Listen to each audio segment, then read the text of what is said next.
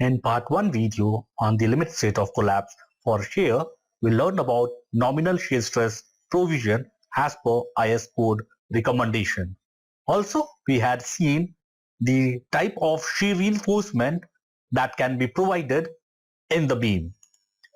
Now, in this session, we'll extend our concept to determine the shear resistance that a given beam can offer at the ultimate state with a given shear reinforcement. We will start with the shear transfer mechanism first. Consider the free body of one segment of a reinforced concrete beam separated by a flexure shear crack as shown here. Here, the shear resistance V at this section in reinforced concrete beam is provided by the shear transfer by concrete in compression zone VC, aggregate interlock across the crack face VA, stirrups which is crossing the shear crack VS, and double action of longitudinal reinforcing bar VD which crosses the crack in the concrete. That is, the transverse shear force V will be the sum of the shear strength of concrete VC plus the vertical component of aggregate interlock VAY plus the double action of longitudinal reinforcing bar VD plus the contribution because of the stirrups which is passing the crack VS. The relative contribution of these will depend on the loading stage, the extent of cracking, and the beam's material and geometric properties. Before the flexural cracking or uncracked stage, the applied shear is resisted almost entirely by the uncracked concrete. At this stage, the shear V nearly equals the shear strength of concrete VC. Once beam cracks, that is at the commencement of flexural cracking, there is a redistribution of stresses and some interface shear or aggregate interlock VA as well as double action VD is going to develop. Here we have the schematic sketch which is going to give an idea regarding double action by flexural reinforcement to resist external shear. The tensile steel acts as a dowel or pin connecting the concrete blocks on either side of the crack. Due to this action, the blocks are prevented from sliding past each other. While performing this task, the steel will experience a vertical force VD as shown. At the diagonal tension cracking stage, the shear reinforcement that intercepts the crack contributes significantly to resist shear. So, you have to understand that these four major mechanisms are effective at this particular stage, that is at diagonal tension cracking stage. Now, the methods to include the aggregate interlock and the double actions are not available. So, we have to consider two primary mechanisms for considering or for estimating the shear resistance by the beam section. Basically, in practice, we consider modified shear strength of concrete, which generally takes into account of the interlock shear contribution by aggregate VA and the double action VD. Thus, we can say that the ultimate shear resistance VU is going to be equal to the sum of ultimate shear strength of concrete VUC and ultimate shear strength of stirrups VUS. We will now see how to compute this VUC and VUS. We stated that shear transfer by concrete in the compression zone VC is modified to take into account aggregate interlock across the crack face VA and double action of longitudinal reinforcing bars VD which crosses the concrete crack. The ultimate strength of concrete will be very much influenced by longitudinal rebar content. The increase in tension steel or percentage tension reinforcement in the flexural tension zone contributes to enhanced double action VD and controls the propagation of flexural cracks. For example, you must be aware with this formula for a singly reinforced section to compute neutral axis depth. That is, XU by D equals 0.87 Fy AST divided by 0.36 FCK BD. If we substitute percentage tension reinforcement ρT given by 100 AST divided by BD, we get this expression. From this expression, we can say that with the increase in tension steel or percentage tension reinforcement is going to increase the uncracked area of concrete, that is your neutral axis depth is going to increase in the compression zone. Thus, indirectly it means there will be enhancement in the contribution by the aggregate interlock VA and the shear strength contribution because of concrete. The code uses this empirical formula to calculate the design shear strength of concrete, tau c. Here, beta is the maximum of these two values. You can turn table number 19, page 73 in IS 456-2000 to know about the design shear strength of concrete, tau c, for various grade of concrete with different values of percentage tension reinforcement. So, by knowing the value of the grade of concrete and the percentage of tensile steel, we can calculate design shear strength of concrete from table number 19 or from this expression which the concrete will be able to take. Multiplying this stress by the area BD, we will get the force that concrete will offer in resisting the shear. Thus, this force is denoted by VUC, which is obtained using the equation VUC equal to tau c B times D. In the previous video, we learned that shear reinforcement can be provided in three different ways. That is by vertical stirrups, inclined stirrups, or bent up bar along with stirrups. For these three cases, we will now see the expression to compute the ultimate strength of stirrups. Consider the forces at a diagonal crack in the beam with inclined shear reinforcement. The diagonal crack makes a horizontal projection length P, as can be seen here. Now, the inclined length of crack I will be P divided by cosine theta. This inclined length, as you can see, is crossed by inclined bars which has been placed at a horizontal spacing of S. Okay, here you can see the spacing S has been marked. The rebar inclination is alpha and the crack orientation considered is theta. Here, A is the distance between successive rebars measured parallel to the crack direction. Now, consider this part geometry of these two inclined stirrups extracted from here. If we consider triangle ABD, AB equals A times cos theta, while BD becomes A sin theta. In triangle BCD, we get BC as BD cot alpha. Now, if we substitute value of BD from here, we get BC as A sin theta cot alpha. We have AC equals to S, which equals sum of AB and BC. If we substitute these values which we had already obtained, we get AC as A cos theta plus A sin theta cot alpha, which is equal to A sin theta times cot theta plus cot alpha.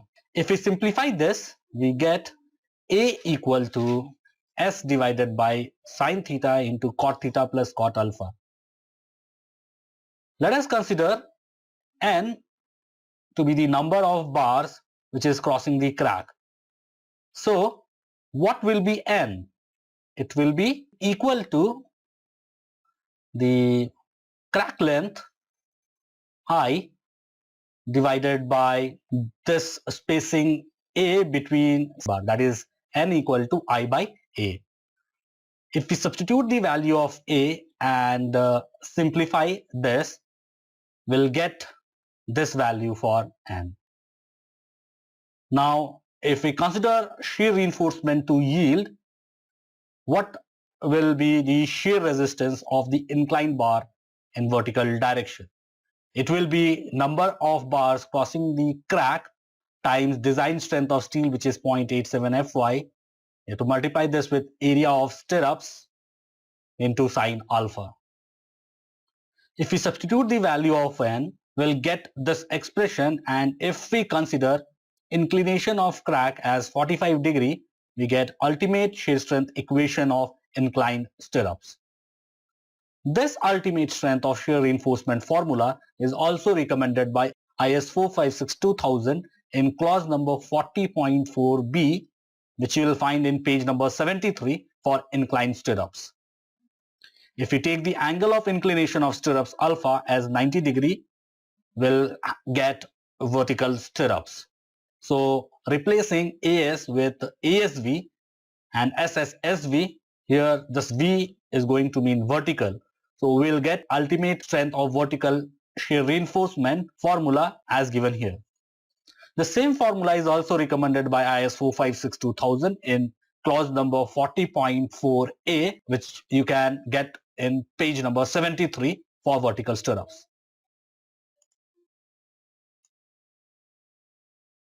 Now we are aware about the ultimate shear strength of vertical stirrup, which is given as VUS equals 0.87 Fy times cross-section area of legs of vertical stirrup ASV into D divided by spacing of stirrups. The ultimate shear strength of inclined stirrups is 0.87 Fy times cross-section area of legs of inclined stirrups AS into D into sin alpha plus cos alpha divided by S. Now, for bent up bars with stirrups, the ultimate shear resistance V dash US will be the sum of ultimate shear strength of stirrups VUS and ultimate shear strength of bent up bars VUB. The shear resistance by bent up bars will be considered by taking the vertical component of tension force that develops in an inclined direction. So, in the vertical direction, the ultimate resistance by bent up bar VUB will be 0.87 Fy times total area of bent up bars in the section considered into sine of angle of inclination of bent up bars. In the previous video, we learned from clause number 40.4 of the code that where bent up bars are provided, their contribution towards shear resistance shall not be more than half that of the total shear reinforcement. That is, shear resistance by bent up bars equals minimum of 0.87 Fy times area of bent up bars AB into sine alpha or 0.5 times ultimate strength of stirrups VUS. Whichever is minimum, that is going to be the shear resistance of bent up bars. Limiting value of ultimate shear resistance. Yielding of the shear reinforcement at the ultimate limit state is essential to ensure a ductile failure. However, such a failure will not occur if the shear reinforcement provided is excessive, and this will make the section stronger in diagonal tension than diagonal compression. This shear compression failure may occur even before the shear reinforcement has yielded. Table number 20 in page 73 of IS 456-2000 provides maximum shear stress that concrete can bear. That is, for a given beam section, there will be an upper limit for the shear resistance of the section. V max equal to tau C max times BD. Let us solve a numerical for computing ultimate shear resistance for the given beam section and its properties with the shear reinforcement details. A RCC beam 250 mm wide and 450 mm deep is reinforced with three numbers of 20 mm diameter bars of grade Fe415 on the tension side with an effective cover of 50 mm. If the shear reinforcement of two-legged 8 mm stirrups at a spacing of 160 mm center to center is provided at a section, determine the design or ultimate shear strength of the section. Assume M20 grade concrete has been used. Now, to solve the problem, let us first draw the cross section of the beam for the given details in the problem. The cross section is shown here. Now we will write down the data for the given beam. We have the width of the beam equals 250 mm, overall depth D equals 450 mm, given effective cover is 50 mm. So effective depth will be overall depth minus effective cover. So D equals 400 mm. The characteristic strength of concrete FCK equals 20 Newton per millimeter square and yield strength of steel Fy is 415 Newton per millimeter square. We can compute the area of this tension reinforcement which has been given. Now this becomes AST equal to 3 into pi by 4 into 20 square and this equals 942 millimeter square. As you can see from the diagram, we have two-legged vertical stirrups. So we will find out the cross-section area of these legs of stirrups which is going to resist the shear. So ASV equal to, since we have two legs, 2 into pi by 4 into 8 square and this equals 100.53 millimeter square. The spacing of vertical stirrups SV is 160 mm.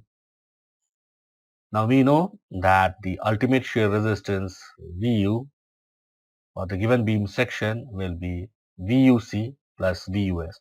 VUC is the shear resistance offered by concrete, while VUS is the shear resistance from the vertical stirrups which has been provided. To compute VUC, you need to compute percentage tension reinforcement first.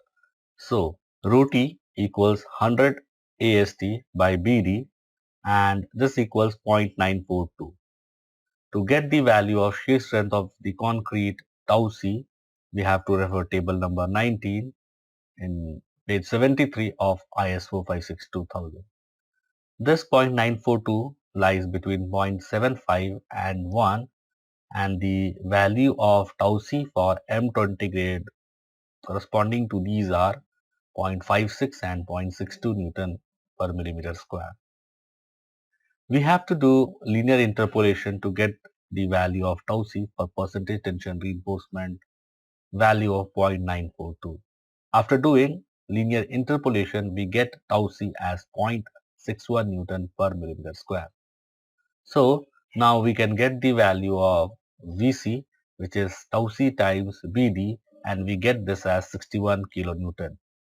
Now we can compute ultimate shear strength by vertical stirrup, which is given by this formula, and this we had derived earlier.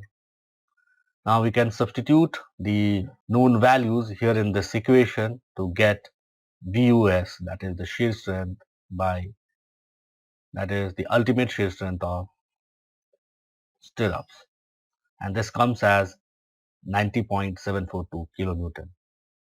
So ultimate shear resistance VU of the given beam section is VC plus VUS and this comes as 151.742 kilonewton. To avoid diagonal compression failure, we need to make sure that this value is less than the upper limit or the limiting value for the shear strength Vmax, and this is tau C max times BD. Tau C max value will be obtained from table number 20 of IS 456-2000. So for M20 concrete, we get tau C max value as 2.8 Newton per millimeter square. Substituting this value in this equation will give the limiting value of shear resistance as 280 kilonewton. We can see this value is greater than VU, the ultimate shear resistance VU. So the ultimate shear resistance for the given beam section is 151.742 kilonewton. Let us see another problem. With data of question number 1, if one of the tensile bar is bent up at the section at 45 degree near support, what is the design shear strength of the section in shear near support and at midspan? In this problem, we have to compute shear strength at support and at midspan. Now, to understand this, first we will visualize the problem by drawing the front view with reinforcement details. Here you can see we have longitudinal bars provided in the tension side with bars bent near support. Also shown is the stirrups, which are placed at a spacing of 160 mm center to center. To get more details, let us first cut the section at mid-span, where we have to compute the shear strength. Here at mid-span, there is no bending of main bar. So the section will look like this, which is same as that of question number 1. For this section, we had already computed the ultimate shear strength as 151.742 kN. So the ultimate shear resistance at midspan is 151.742 kN. Next, since we have to compute the design shear strength or the shear resistance near support, we'll cut the section at support. Here you can observe that near support we have only two 20 mm dia bars. As one of the bars is bent up, this vertical line represents bent up bar. At this section, the ultimate shear strength will be sum of shear strength of concrete plus shear strength by stirrups and shear strength of bent up bars. Since there are only two bars in tension side now, area of tension reinforcement AST will be 2 into pi by 4 into 20 square, and we get this as 628 millimeter square. We have only one bar that has been bent at this section. So area of bent up bar will be pi by 4 into 20 square, and we get 314 millimeter square for area of bent up bars. We'll now compute VUC, VUS and VUB. For computing VUC, we'll compute percentage tension reinforcement rho T. Rho T equals 100 AST by BD, and this equals 0.628. To get the value of shear strength of concrete tau C, we have to refer table number 19, page 73 of ISO 562,000. This 0.628 lies between 0.5 and 0.75, and the value of tau C for M20 grade corresponding to these values are 0.48 and 0.56 Newton per millimeter square. We have to do linear interpolation to get the value of tau C for percentage tension reinforcement value of 0.628. After doing linear interpolation, we get tau C as 0.52 Newton per millimeter square. So now we can get the value of VC, which is tau C times BD, and we get this as 58.61 kilonewton. We can compute ultimate shear strength because of vertical stirrups, which is given by this formula, and if we substitute the known values here in this equation, we get VUS as 90.742 kilonewton. Shear resistance by bent up bar formula, which we had derived earlier, is given here, and this angle alpha is the angle that bent up bar will make with longitudinal axis of beam, and this is given as 45 degree. So we substitute the known value in this equation and we get VUB as 45.37 kilonewton. So ultimate shear resistance VU at support section is VC plus VUS plus VUB, and this comes as 194.72 kilonewton. To avoid diagonal compression failure, we need to make sure that this value is less than the upper limit for the shear strength, Vmax, which is tau C max times BD. Tau C max value will be obtained from table 20 of ISO 562,000. So for M20 grade concrete, we get tau C max value as 2.8 Newton per millimeter square. Substituting this value in this equation will give the upper limit for the shear strength Vmax as 280 kilonewton. We can see this value is greater than Vu, so the ultimate shear resistance VU at support section is going to be 194.72 kilonewton. Here is another problem which you can practice. Only difference in this problem is rather than vertical stirrups, we have inclined stirrups. So when you compute the shear strength of stirrups, use the formula which is given for inclined stirrup. Once you solve this problem, you may put your answer in the comment box.